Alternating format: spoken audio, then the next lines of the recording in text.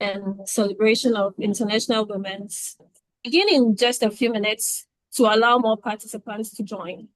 In the meantime, please feel free to settle in and invite colleagues who may also be interested in this important conversation.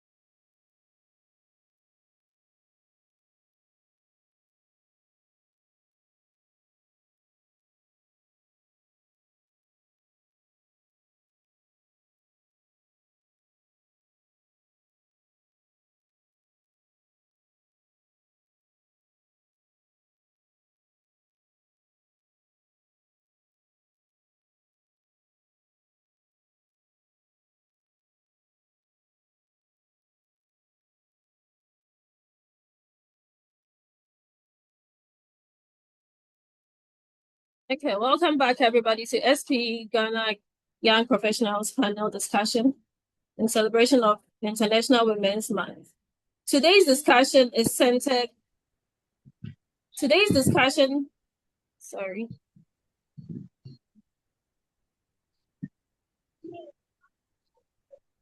Today's discussion is centered on a very important theme, which is empowering women in energy, breaking barriers, and building legacies.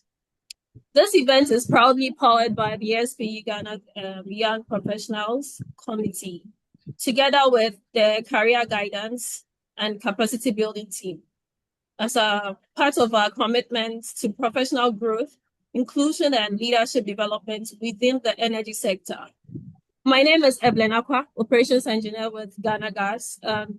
I have the privilege of serving as a moderator for today's discussion. As someone working within the gas sector, I'm particularly excited about today's conversation.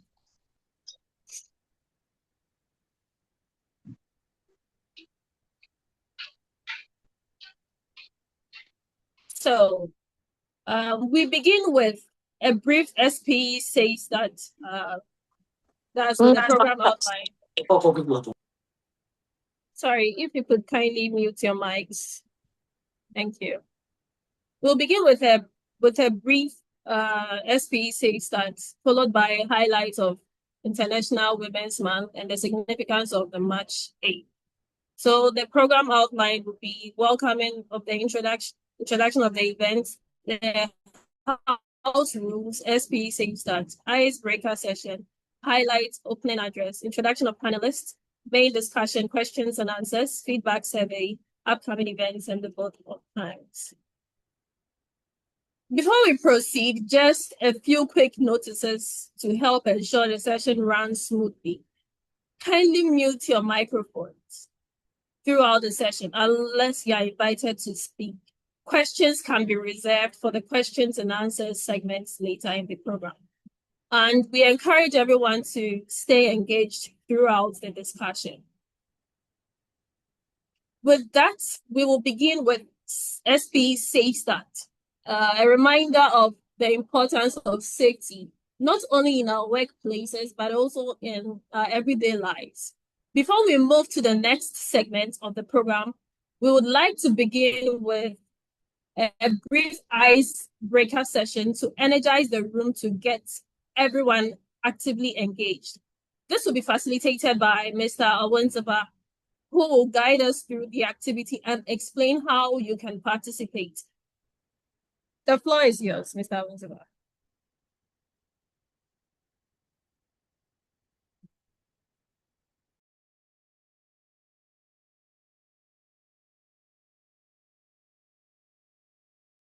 Hello, Mr. Awanzaba. Hello. Hello. Please, the floor is yours. You can take up the icebreaker session. Yes, thank you very much. Please, can I be given the permission to share my screen, please? Yes, you can.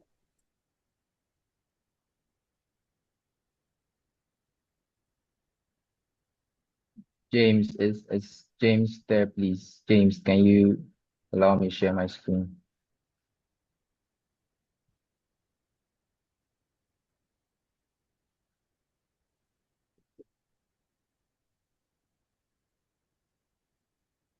Okay, thank you. All right, so for the icebreaker session, my name is Awunseba Azantilo, and our panelists have something very special for us today. And for them to be able to make it even more special, they will need us to complete this very quick poll. It's a very quick one, just 3 questions, and then we'll be done. It's very important because it will really help them give us targeted and very impactful discussion. So I've posted a link in the chat. Please click and then it will take you right to the poll. And also you can scan the QR code displaying on your screen right now. And then we can start now. So for the first question, what is your gender? Yes. So let's keep the votes coming in. Okay, I know today is for the women, so it's obvious to see that a lot of them are really showing up. But please, we are here to support the women as well. So let us show that we are here in our numbers, please. Okay, that's good. Okay, we are 25 here. We only have 8 participants now. Please, let's keep the votes coming in. Please, the link is still in the chat. It's not too late. We are still on the first question.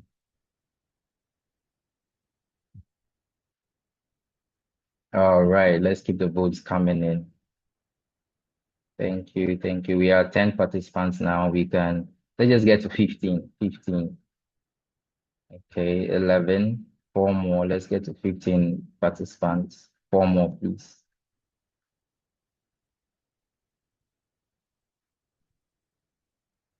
Okay, for the sake of time, we'll just move ahead to the next question. So the next question is, what age bracket do you fall in?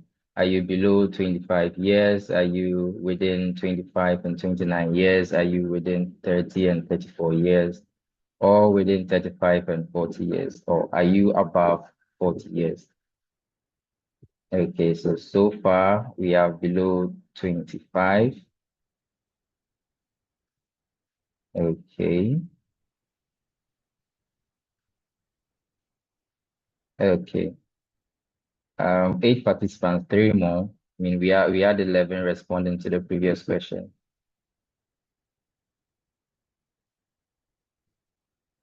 Okay, so there's no one here about 40 today. Okay, 9 participants now. 2 more, please, 2 more, and then we are done with this question.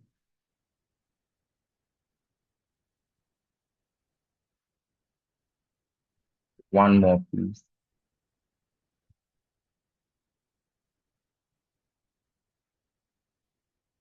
And okay, so now let's move to the last question. Very interesting.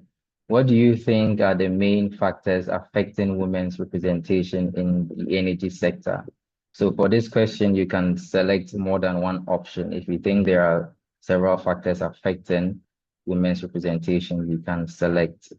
So is it limited access to mentorship and sponsorship, or workplace culture and unconscious bias, or work-life balance challenges, or fewer women entering STEM and technical fields?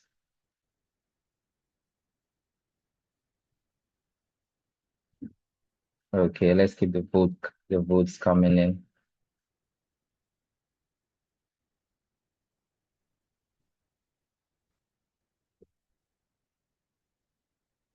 So we're almost done. And once we are done, I'm going to send the results of the poll to our panelists, and then we can have a very insightful discussion. Thank you all for participating. Thank you very much. Evelyn, please, you can take over. Thank you. Bye. Thank you very much, Mr. Winslow, for that engaging activity. It's always great to start sessions like this with a bit of interaction. Okay, I'll share my screen again.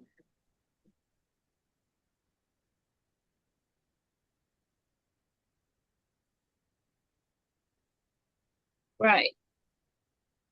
Every year in March, the world celebrates International Women's Month, climaxing in International Women's Day on March 8th.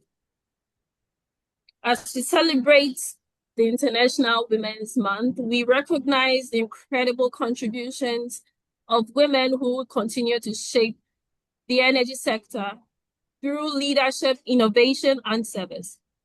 Across the global energy landscape, and here in Ghana, remarkable leaders such as Damilola Ogumbi, Miss Judith Ajoba Blay, Professor Nanama Brown Kluche, Madame Joyce Rosalind Aye, and Engineer Sophia Abnat Tijani continue to influence sustainable energy development, environmental governance, and engineering leadership. Within the Society of Petroleum Engineers, we are especially proud to see women taking on influential leadership and technical roles across the industry. These include C. Suzanne House, the 2027 president of SPE, Ogogu Efion, a member of the SPE International Board, as well as now Opokwajima and Julia Gridasova, and Dr. Juliet Chumesi Anoche, Sheena Owusu Ansa, and Nidra Yabua, all of whom contribute to the advancement of the energy profession through leadership, technical expertise, and mentorship.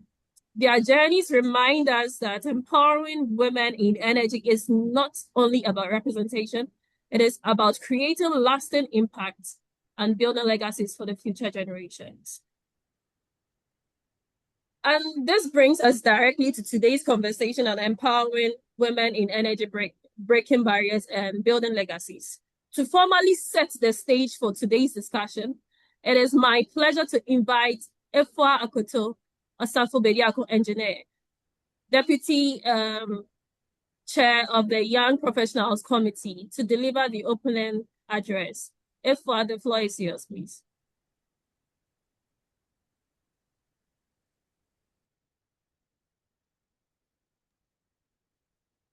Mrs. Efwa Bediako, or please, the floor is yours.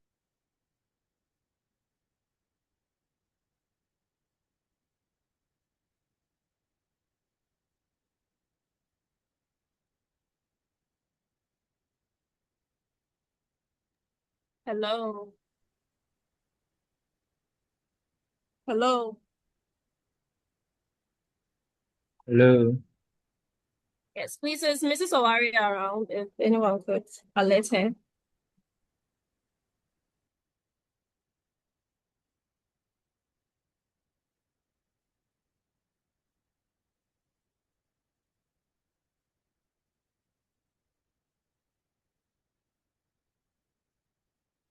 All right. It looks like Ifwa is not responding.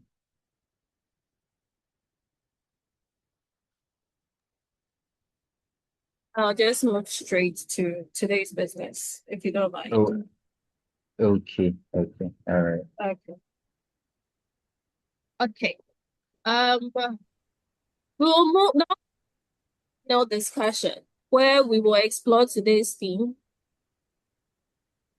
empowering women in energy, breaking barriers and building legacies.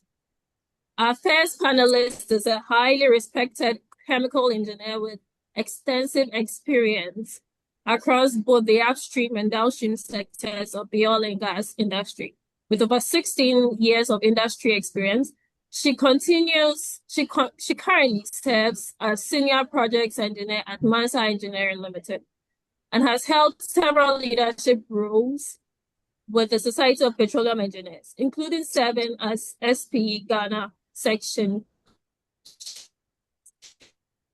chair. Please help me in welcome. Our second panelist is a distinguished chemical engineer and safety engineer at the Ghana National Gas Company with strong expertise in process safety, risk management, and operational excellence within high hazard industries. She is also an active advocate for STEM education and mentorship, supporting young engineers and empowering women to pursue impactful careers in engineering. Please welcome Engineer Patricia Uncle. Thank you both for joining us today. We are honored to have you share your experiences and insights with us. To ensure we cover as much as possible and looking at how time is fast spent, and so as to allow us have enough time for audience engagements later in the session, I'll invite each panelist to keep their responses to about 3 to 4 minutes. Okay. So please let us begin by setting the context for today's conversation. Hello, Evelyn. International Women, yeah, Sorry to interrupt. I FR. got network challenges. Can I still go ahead with the opening address? Yes, Madam Chair. All right. Sorry, everyone. Just MTN issues. All right. So a good afternoon to everyone and happy new month as well. As 8th March is marked as International Women's Day, the Young Professionals Committee of the Society of Petroleum Engineers, that is SPE Ghana session, will focus on women in the energy sector. So that means for the entire month of March, our focus will be on women in energy. And for this year, the International Women's Day theme is Give to Gain, which encourages a mindset of generosity and collaboration. So whether through donations, knowledge resource, infrastructure, visibility, advocacy, education, training, mentorship, or your time contributing to women's advancement will go a long way to help create a more supportive and interconnected world. Today, we are privileged to have on the panel Madam Celestina Yabakisi, a board member of SP Ghana and an associate member of the Institution of Chemical Engineers. She's a mentor, she's a coach. And also on the panel here, we have Engineer Patricia Anko, a certified project management professional and also a safety engineer. We are thrilled to have you both here, Madam Celestina and then Engineer Patricia. We look forward to an engaging discussion with you.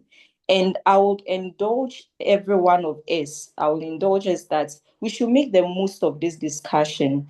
Let us avoid any distraction. Let us take notes, ask questions, and be curious. because moments like this don't always come by.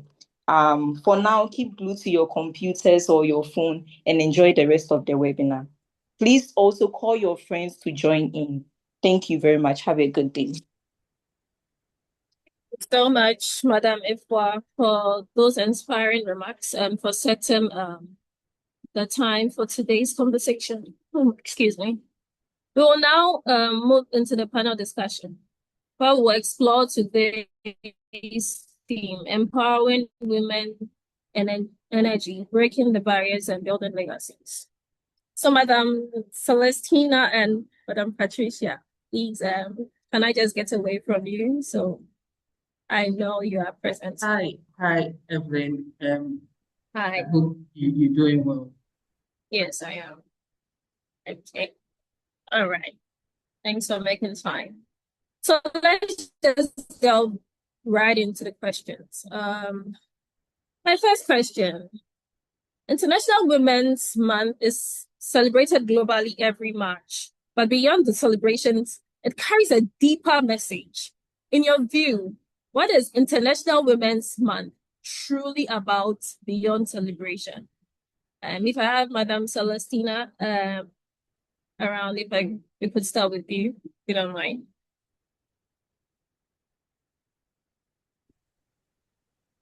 Thank you very much, Evelyn. I'm very happy to be on the call with everyone. If you could slant your screen a bit, I want to see your face so that I can recognize you next time. You I can can't seem to see you properly. Can you see me, please? I think this is much better. Okay. Nice to meet you. Nice to meet you. Okay. Please, can you come again with your questions? Okay, so my question was, International Women's Month is celebrated globally every March. Please, if you don't mind, I think you have a radio in the background. It's giving me a feedback. Okay, I think it's better. Yes, International Women's Month is celebrated globally every March, but beyond these celebrations, it carries a deeper message. In your view, what is International Women's Month truly about beyond the celebration?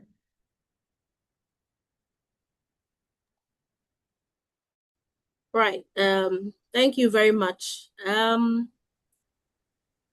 question is very appropriate.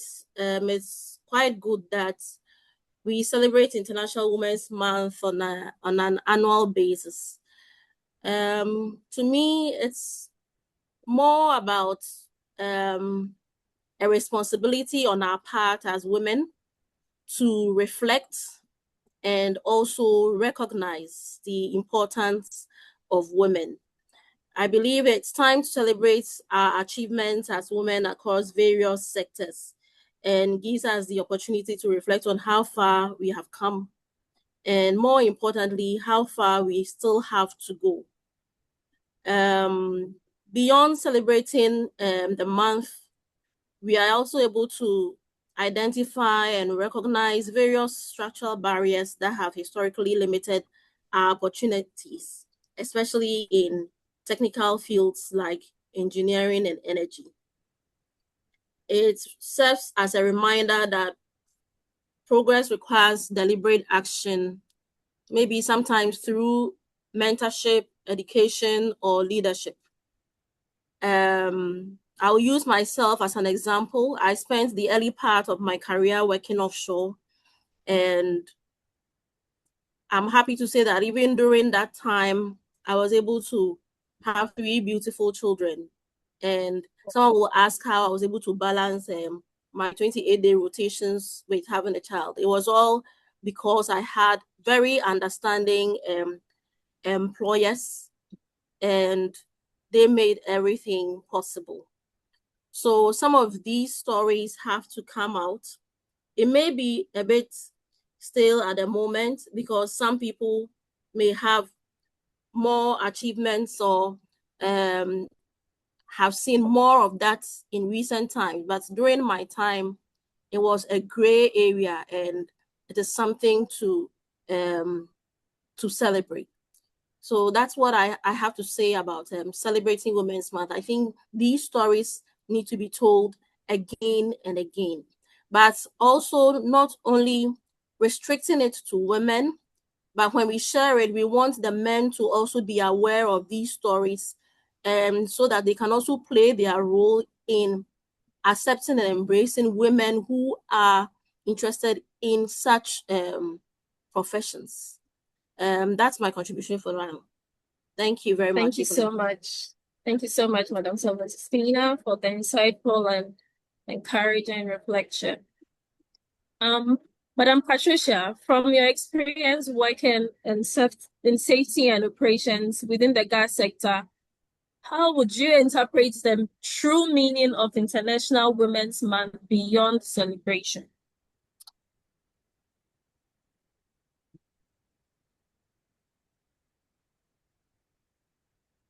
Madam Anko. Miss Patricia, please, are you there? Engineer. Yeah, sorry. It looks like I was talking, my microphone was muted. Okay. Thank you, everyone. And thank you, Evelyn. Thank you to your audience for making time with us. And I would say that International Women's Day, it should go beyond just celebration, because I believe that everyone, right, everyone who is interested in gender equality will be very much interested in celebrating the achievements of women. So it's more about celebrating women's achievements, highlighting their efforts, and then also pushing them to do better. It also goes beyond by global, encouraging global people all around the world, the globe, to come around to celebrate and then accelerate gender parity. We want to increase the ratio of women representative in our workforces. As Engineer Celestina said earlier, we are underrepresented. And so when we have some of us when much taking up leadership roles, exhibiting highly potential skills in what they do, we need to celebrate that. We need to highlight that. We don't let it go unnoticed, right? It will also serve as a means for the younger generations to take up all these roles. They look up to us. They know that, yes, we can. And this is the day and the time to highlight all those positive impacts that some of the women have made and taken up. Thank you very much, Evelyn. Thank you, Madam Patricia, and thank you both for those insightful perspectives. It's clear that International Women's Month is much more about of the celebration and also the reflection and the progress. Thank you. But if we already recognize its importance, the question then becomes why it still matters. So my question is, why is it still necessary to intentionally spotlight women, particularly in sectors like energy today? Since Madam Celestina spoke first, and the first question, I'll start with Madam Patricia. Okay, all right, yeah. So we need to spotlight women. So the issue is that women are underrepresented. We have about 16 to 32% of women in the energy and oil sector. And so when women are seen, the younger generations follow, right? If we don't allow these efforts by those who have started to be highlighted, then how do we push the agenda of mentorship? We also need to highlight and spotlight these women to break the gender norms. There are instances where some professions or roles are seen as male dominated. There's only a male that can do. But if we have a woman somewhere, a lady, an engineer, a female engineer taking up this role, we need to bring it to the forefront. We need to highlight it. We need to encourage such people. And by spotlighting them, there is no way we can see. Once we see, then we follow. Once we see, we feel inspired. There are instances where you would see or hear a lady, a young engineer say that I find myself being the only female on a brainstorming group or a project team. I'm the only female. And behind all these is an untold stories, right? So if we don't bring all these people to light, for them to tell us their stories, how they were able to reach there, the younger generations might not know and see. And so spotlighting, I believe, is very necessary. It's not just about celebration, but spotlighting those who have made a mark and then made an impact in the industry. Madam Celestina, please what can you say to that also? I believe Patricia has highlighted everything. It's very important now to continue to spotlight women, because if you consider the activity of empowering women as a cycle or a projection, we have come from the stage where women have been encouraged all the way from the primary levels to the university levels to choose STEM careers. And at the moment, we have quite a large number of ladies in the energy sector, mostly playing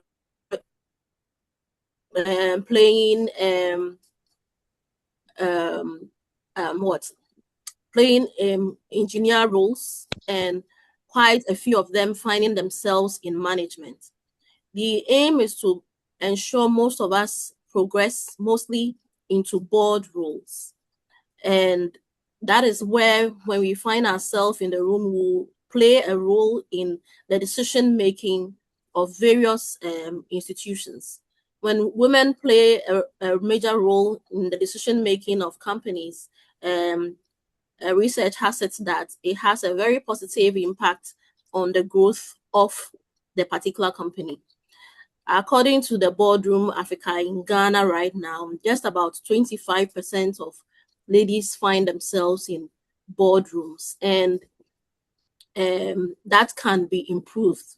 At the moment, the Affirmative Action Bill has been passed, which shows that the government is creating room for ladies to step up more into some of these roles and play a role in the decision making in various companies.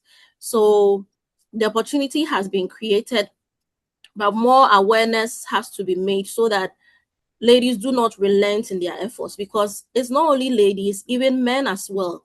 At a certain stage in their career, they feel they've achieved everything they need to achieve. They have the minimum the minimum revenue they need to just take care of themselves and their families, and that's enough for them. But we need to have such discussions so that ladies will strive to give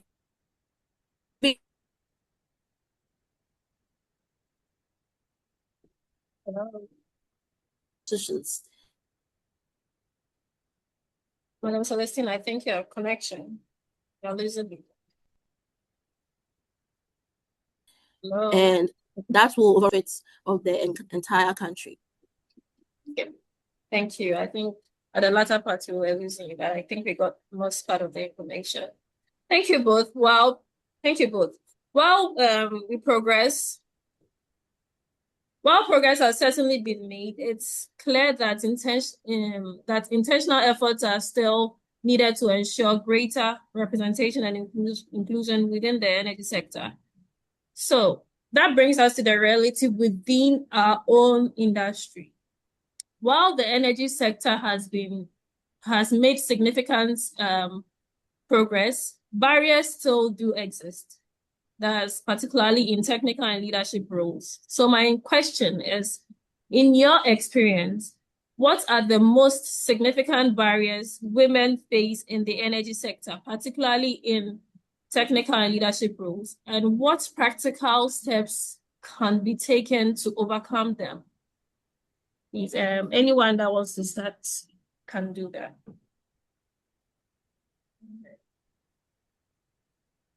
Madam Celestine. Okay, so all right. Okay. Patricia, please, you can go ahead. Okay. So Okay, so some of the challenges that women are facing now is the uh, stereotype when it comes to some particular jobs. I don't know if my internet is can you hear me? It's very stable, yeah, loud and clear. Okay. So some of the challenges we face is gender bias and then skill gap.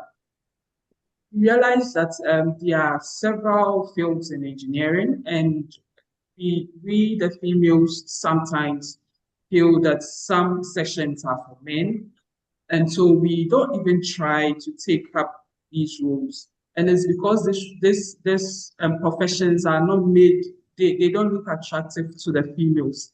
So at the end of the day, those skills are untapped by females and it ends up being taken up by the men. And the old-fashioned views, some of our older people, that this particular job, even if you are qualified, you can't do it as a woman, is one of the challenges. Because if these views and perceptions still persist in today's times, it means we are still going to have women taking up some particular roles. And one challenge I also see, as Engineer Celestine said earlier, she was on the grid, is remote jobs for energy sectors and engineering jobs. That's long shift hours, travel plans, and all that. These are some of the challenges that young women in engineering and the energy sector face. We are mostly prone to being at home. We are the forefront of responsibilities and taking care of the home. And so we would prefer jobs that are right in the cities. We don't want to go far from home. At the end of the day, challenges, it prevents us from taking up certain challenges, certain goals that we deem fit. And so I believe that some of the ways we can handle is probably improving our policies, including inclusivity policies, where women are included in some policies, especially having flexible working hours for women. Engineer Celestina made it clear that on the rate, the supervisor and bosses made it easier for her to be able to have a work balance and home and then work balance life, which I believe is something that we have to push. And then also with the remote sites works, women should not look out for jobs only in the cities.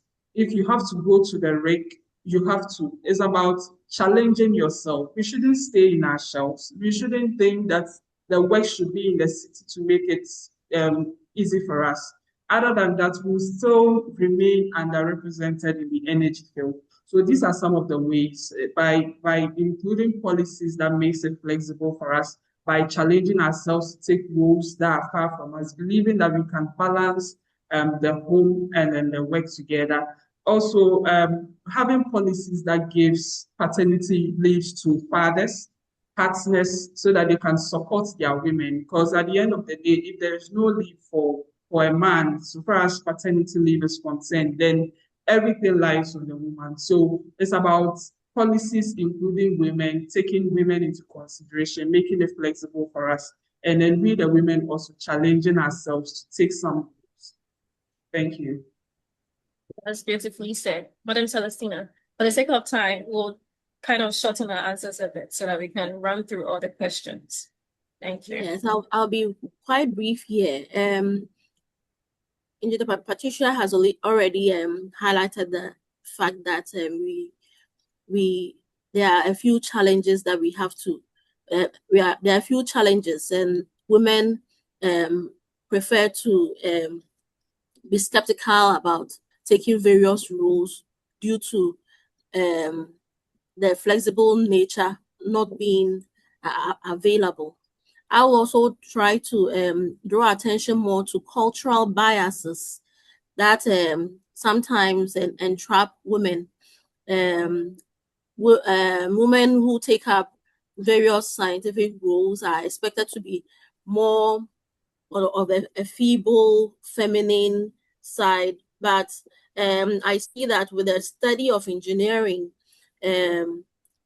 somehow women build up a culture of tenacity to handle various things that are not usually accepted culturally. So when they come out to be more tenacious in their approach to work, society may want to kick back against it. And the work is not only on women, but also on society to accept what we are advocating for, women in STEM. It is when society accepts these traits in women that they will be able to empower women to pursue the untraditional ambitions that they may have. Because we will all agree that we play a traditional role of nurturing the home, but at the same time, we have these academic pursuits that once we are able to achieve those, we will serve as role models for the incoming ladies and even role models for the men to understand that some of these areas can easily be worked in successfully. So we need to also have that social education done at the same time as we are encouraging ladies to take up some of these positions. Thank you. Thank you for being candid with all those challenges. Identifying barriers is indeed important, but transformation happens when we move from obstacles to opportunity. The energy sector is evolving rapidly with digitalization, sustainability goals, and global transition reshaping how we operate. This presents not just challenges, but powerful opportunities. So looking ahead, as the energy sector evolves from digital transformation and the energy transition, how can we women, or how can women position themselves not just to participate, but to lead and shape the future of the industry? Madam Celestina. Okay. Yes. Please, can you hear me? Yes. Right. So, yes, women need to be able to blend in with the evolving landscape. And the way we'll achieve this is to remain abreast with the times in understanding emerging areas such as data analytics, carbon accounting, energy efficiency, and energy transition, digital optimization. We need to adapt our specialties with the times. For example, my background is in chemical engineering, but I'm part of the Society of Petroleum Engineers by virtue of the industry I have worked in. And I have been able to come so far in it. I did not restrict myself. I did not say because I studied chemical engineering, I don't want to work in the petroleum sector and I want to work in plastics or food. I did not restrict myself. I embraced what came my way, and that is what has brought me this far. And I'm also adapting to the times by getting abreast with data analytics and carbon accounting and an energy transition, such that as the industries go in that direction, I will remain competitive in the environment. And it is only when you stay abreast with the time that you will remain competitive and be able to advance your course. So definitely, we should not remain in our shell despite the activities that hold us back. We need to continue to forge ahead. At various times, especially when you have growing children at home, you may be encouraged to relax and focus your strengths more on training your children, because as I've been telling my colleagues, the legacy of women is that for those who have children, their children turn out to be very successful.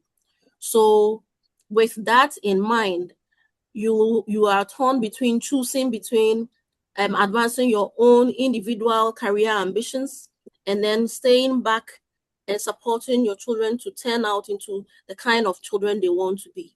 With all this, the society has factors in place or measures in place that are able to support the woman in whichever direction they want to go into. So you need to make your intentions clear right from the beginning. And once you do that, you will be able to get the support you need from the people around you to help you achieve your goals. Wonderful. Madam Patricia, can you please Okay, add a so word? yes, I would just say something small since our time, as she said. What I want to say is that when it comes to women leveraging on today's technology, we have the AI. Celestina mentioned all that technology data and all that. One thing that I want us women to also know is that we have to take up the space. And what do I mean? We have to take up some leadership roles. And this comes, you become more effective or an effective leader when you have cross-functional knowledge, such that it's not only about the engineering. You should have a little bit of finance, you should have a little knowledge in HR management or procurement. By doing so, you can take up some specific high profile roles where you know how each of them influence the other, right? And because if all you know is engineering, I remember one time one older man was talking to us at a program, was like, sometimes engineers, all we know is about engineering. The moment we need to balance HR or maybe finance with our background, then we are stuck. And we have to invite an HR person or a finance person to come and determine how much even we are supposed to be paid. So assuming as a leader, you have gotten all the skills, but you lack efficiency in this part. That is where the problem is. Because at the end of the day, all these areas affect the other. We need to be very cross-functional. That is one. And we need to leverage on advocacy and visibility.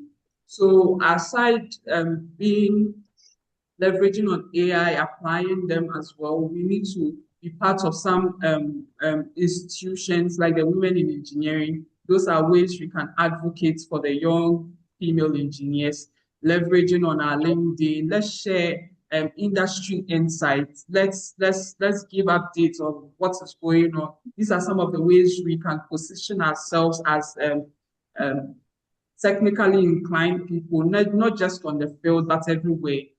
I think that is it for me. And thank you very much. Very powerful insights. It's clear that shaping the future requires energy, requires strategy, confidence, and intentional growth. But leadership is not only about present influence, it's also about the legacy we leave behind. The question is not just how we rise, but how we lift others as we rise. So as we begin to conclude, when we speak about building legacies in the energy sector, what does that mean to you personally? And how can today's professionals, both men and women, contribute to creating lasting impact for the next generation?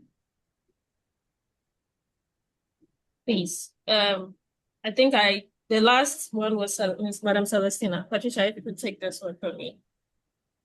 Okay. So when it comes to building legacy, it's more or less like setting the pace for younger people to take up.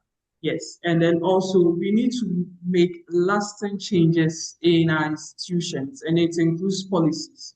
We just not have to pass through and always talk about it, talk about that.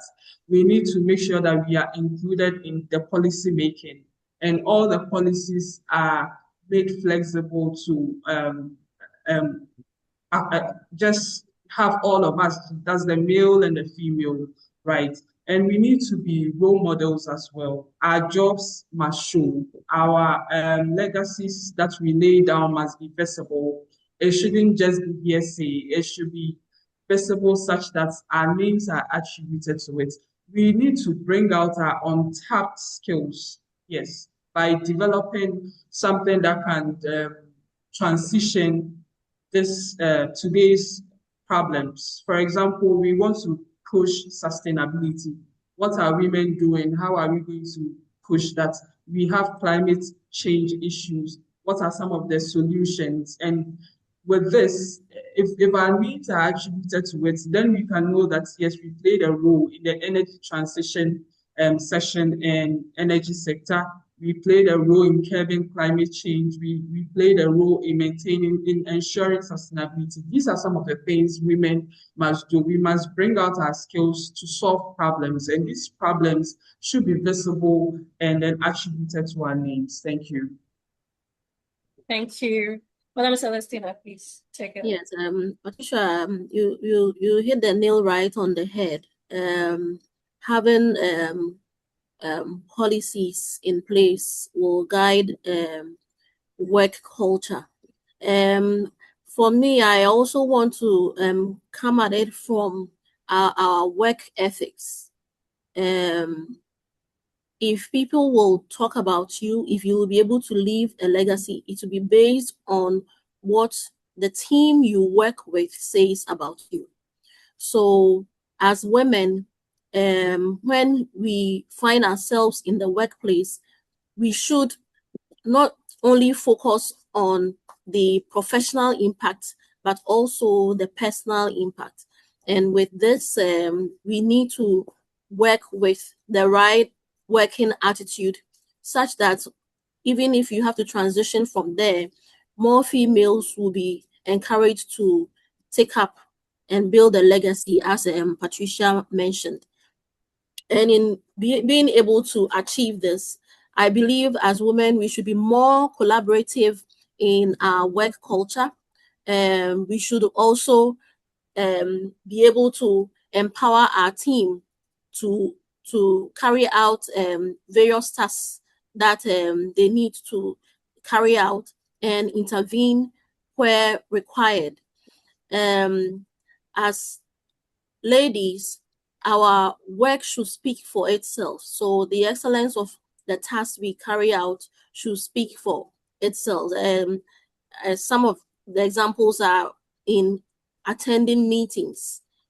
We need to be very particular about our meeting times. When we schedule meetings, we should ensure to start our meetings at the times that we have scheduled.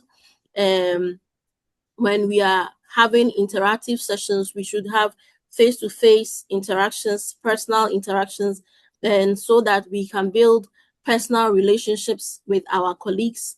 We should ensure to be able to network. We shouldn't stay in our shell, especially for ladies in the oil and gas sector.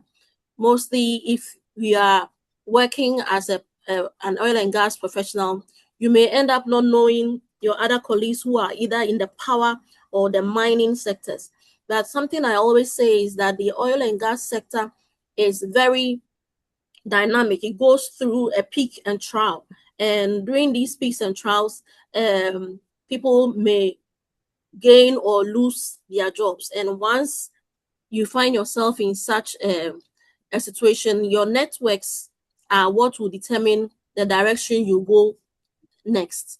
And it's not even only such challenges as the oil and gas sector, but even as women, especially in recent times, it seems I think the first Nigerian has been added to the NASA group of engineers. And for someone like that, for a lady working at NASA, you will ask if she has a family and how she spends time with her family, right? We have to have that dialogue with our managers, especially if you are in the older age brackets where you have children that you are taking care of.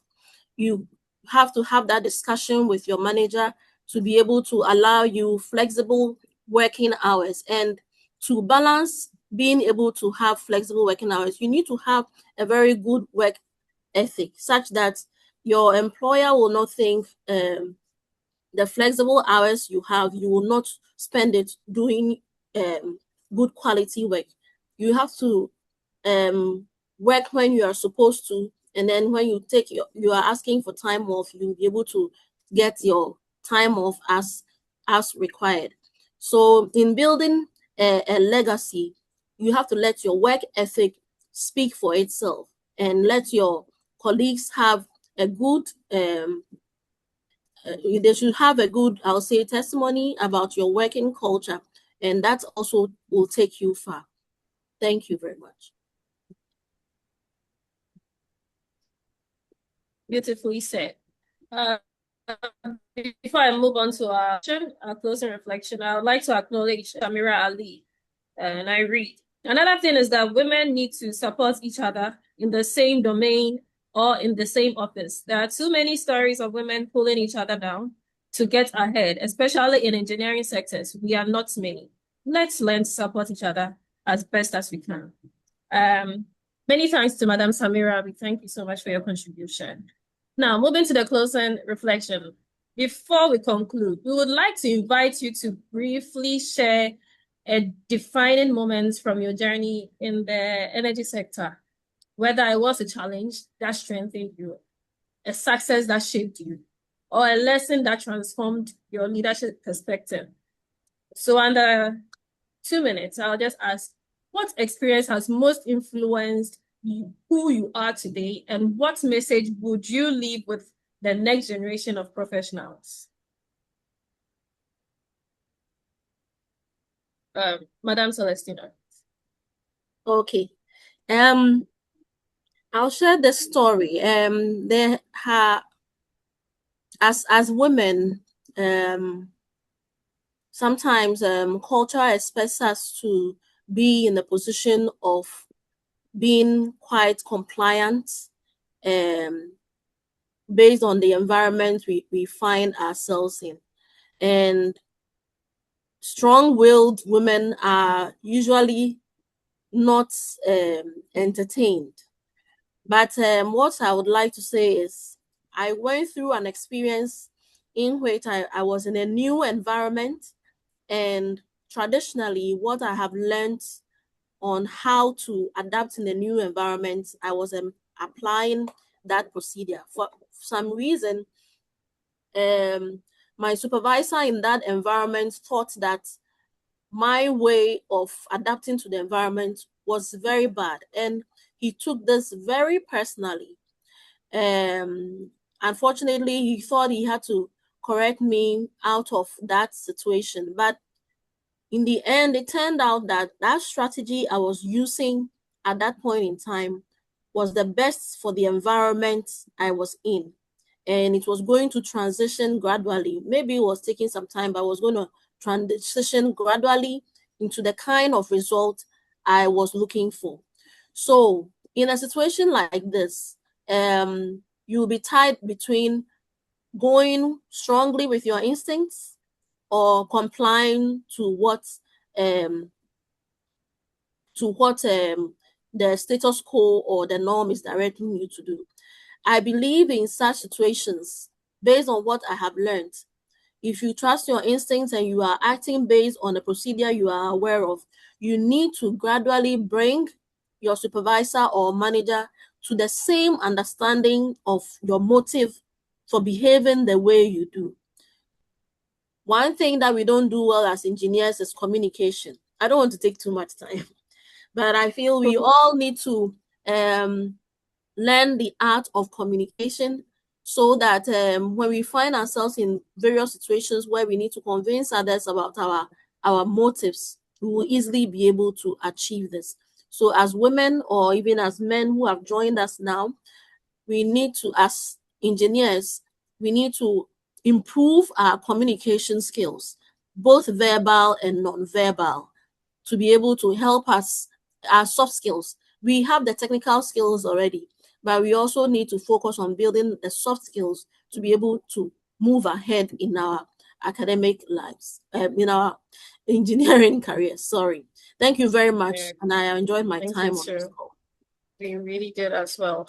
Madam Patricia, can you just conclude with us? Okay. So just a short message or story I wouldn't take much time. I would say that it was just one challenge I had. When you come to my institution where we are doing health, process safety, and environment, we have a 3 units: the health unit, process safety, and environment. When a chemical engineer, sometimes you want to practice process safety, and that is what I am specifically doing now. So when I got the role here, I had a good supervisor, to be honest, and there was one challenge personally when it comes to height. So one of our safety equipment is really high on top of a platform, and for the first instance, it was quite difficult for me to climb. But assuming I say I can't climb because of fear, then what am I creating for the next lady who will come to the safety unit? I had to try and break that fear. And trust me, today I climb all the platforms, I carry out my inspections, I give recommendations and suggest. And so I believe that with this, there is no way someone can say, I said it, women cannot do this work. As for women, they'll give you excuses. Yes, which I believe is something that challenged me. And I believe I've broken that. There is no way an opportunity of that sort will then be given to a woman. And to conclude, I believe the energy sector it should reflect the community that we are in. The community is made up of a male and female. And so we should believe that we should give women a permanent role in the energy sector so that they can also bring in their diverse knowledge so far as promoting energy transition, sustainability is concerned. Thank you so much, Evelyn. Thank you. Wonderful discussion from such wonderful panelists. It's been so insightful. Today's discussion has highlighted not only the challenges women continue to face in the energy sector, but also the opportunities that exist when leadership, mentorship, and intentional action come together. On behalf of the Society of Petroleum Engineers and the Young Professionals Committee, I would like to sincerely thank Madam Celestina Yabakisi and Engineer Patricia Anko for sharing their insights, experiences, and inspiration with us today. Your journeys truly reflect the essence of today's theme, empowering women in energy, breaking barriers, and building legacies. Okay. So at this point, we would like to open the floor for a few questions from our audience. If you have a question, kindly raise your hand or share it in the chat, and we will take a few questions from the audience. I'll just dedicate about 5 minutes to questions and answers. Thank you. Whilst we are on the questions and answers, I would entreat us all to go into the chat box and then fill out the survey. There's a feedback for the survey. You could go there and then you just go into the link and then follow prompt. So please, questions and answers.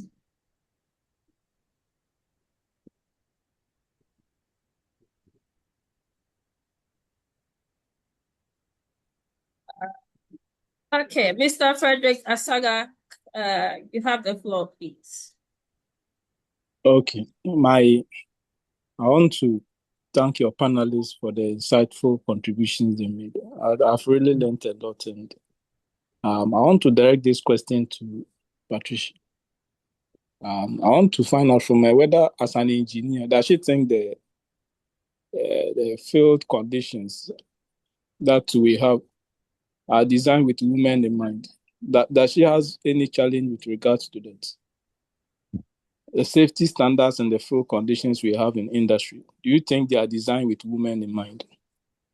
Okay, Fred, yes, thank you so much. I believe the conditions here at the workplace, yes, has been designed to have women in mind, even though there are instances where we are a bit challenged. We have, for example, when it comes to the valves, we have platforms. I'm speaking from where I am working, that is the gas plants, that's we have pipelines. There are platforms that as a woman you can stand on to operate a valve.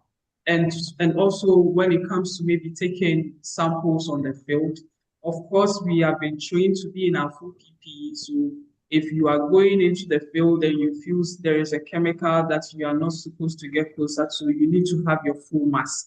So yes, we have full PPEs equipped in the plant, in our work premises that are available for us to use. You need to follow work procedures as well. And then if you have any challenges, I think you should notice your supervisor. But as it stands now, I believe that the institution has made it work friendly for us. Thank you. Thank you, Mr. Saga and Ms. Engineer Patricia. Is any further questions?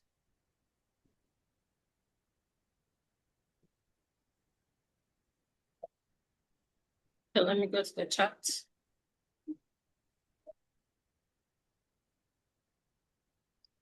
Please, any further questions before I?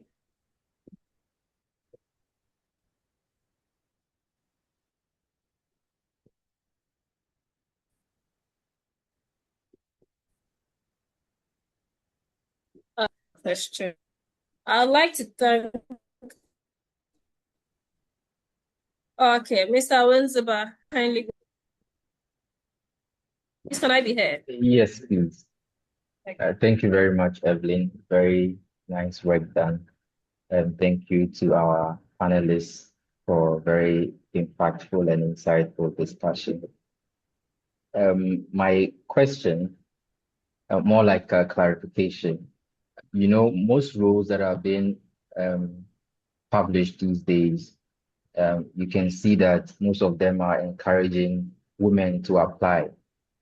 And do you think that this raises a concern when it comes to fairness, in the sense that when the men apply, in as much as they may be capable of doing more at that point in time in terms of skill and then fit for the job, when these organizations consider women more, does that raise a question about fairness? That's my question. Thank you, Mr. Elizabeth. Please, Madam Celestina, would you take it? Okay, thank you, Awansiba, for that question. I believe research has it that women start their careers, but mostly in the age group where they've had children in and out. Some of them drop out. And because of those statistics, when such opportunities come, they want to target women in such areas because once most of them drop out of work, it is very difficult for them to get back into the employment sector. And some of these women may go into private practice or entrepreneurship. So they open these opportunities for women that are seen to be a bit disadvantaged.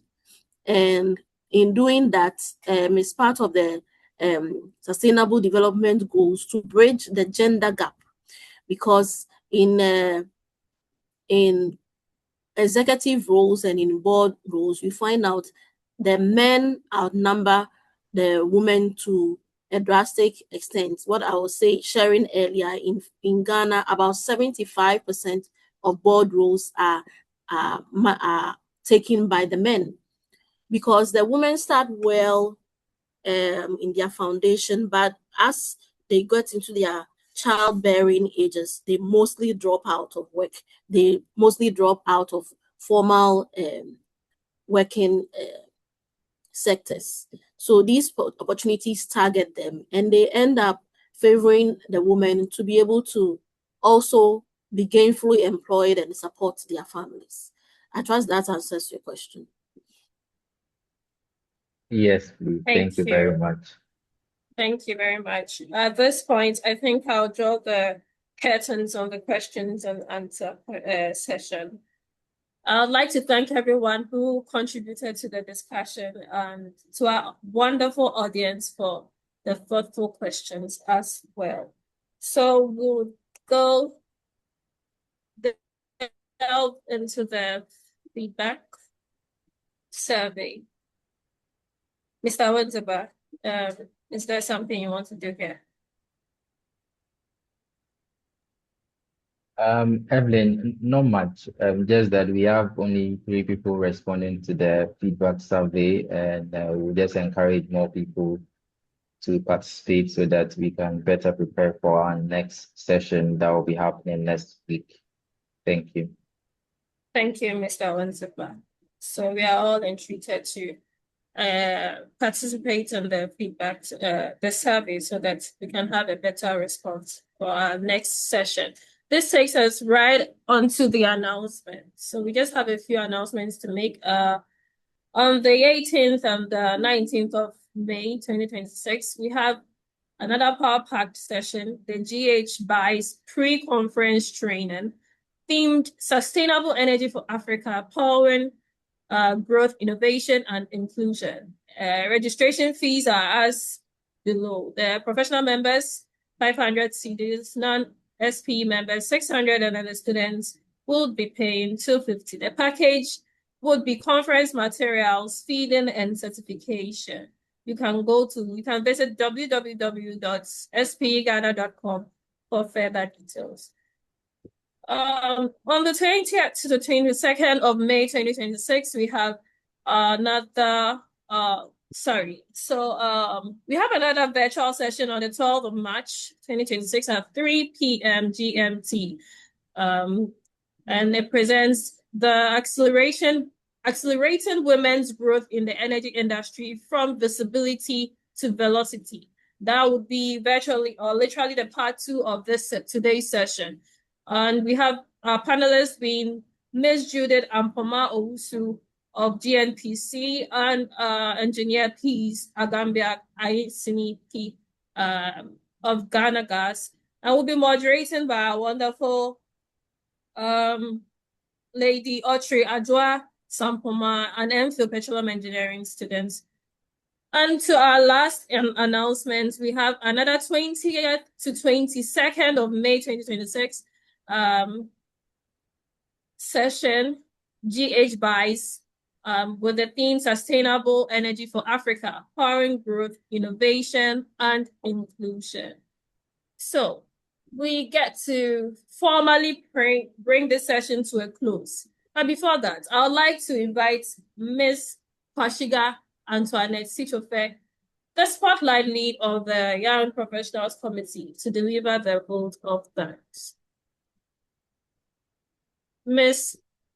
Kwashiga, if you're around, please, you can take the floor. Hello. Hi. Okay. Good evening, everyone. My name is Antoinette, and on behalf of SB Ghana, we would like to express our sincere gratitude to everyone who contributed to the success of this program. We also extend our heartfelt gratitude and appreciation to our distinguished speakers and panelists, Ms. Celestine and Ms. Patricia, for sharing their knowledge, experiences, and inspiring insights. We are very grateful for your time.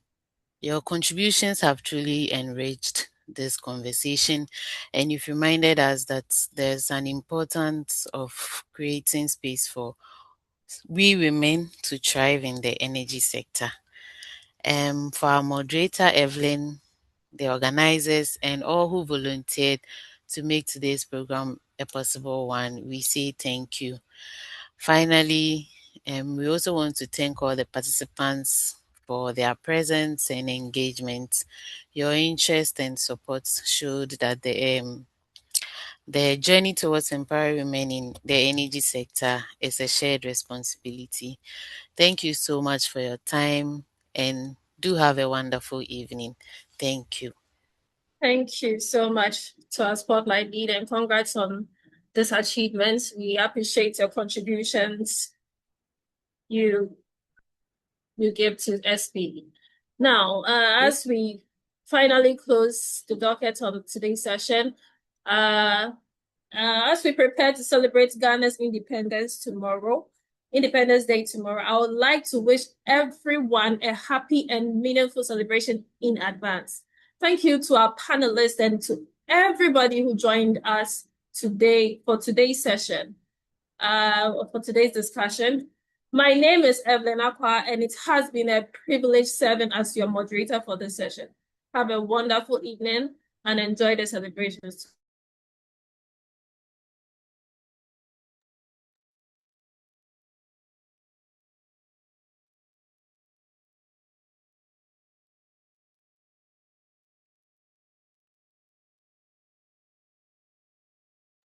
Got disconnected, my battery low, so thank you all for joining.